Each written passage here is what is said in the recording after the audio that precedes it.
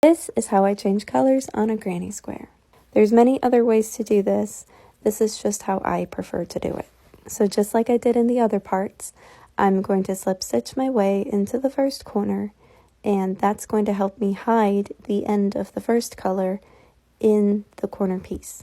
So after I chain one, I'm going to cut my yarn, and then I'm going to pull the yarn out and grab my second color.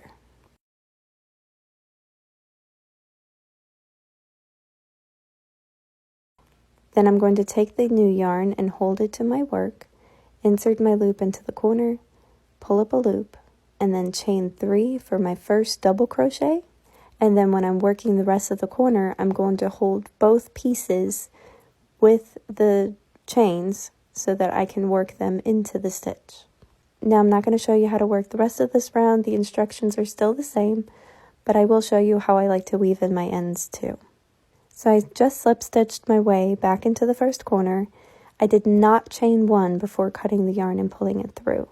And this is because it'll help me hide the yarn better when I insert my needle in between the loops of the corner chains. And from there, I'm just going to weave it in between the stitches and through the stitches themselves, going in 3 directions. I'm going in 3 directions because the yarn can't really travel around corners. So even if the piece gets tugged on or pushed around or washed, the yarn will not start unraveling itself. I also like to go into the direction the yarn is already traveling within the stitch, or in this case, in the loops that I can easily hide it into. So from there, I'm just going to cut it, and then I'll show you how I weave in the original color. So for the original color, I already crocheted into the corner stitches there, but that's only one direction, and I want to go into 2 more directions.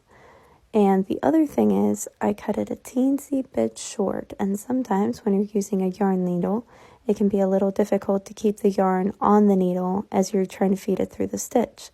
So another tip I have is you can feed the needle through the stitch first, and then as you pull the needle about halfway through, you can add the string or the yarn into the needle and then pull the needle through to get the yarn.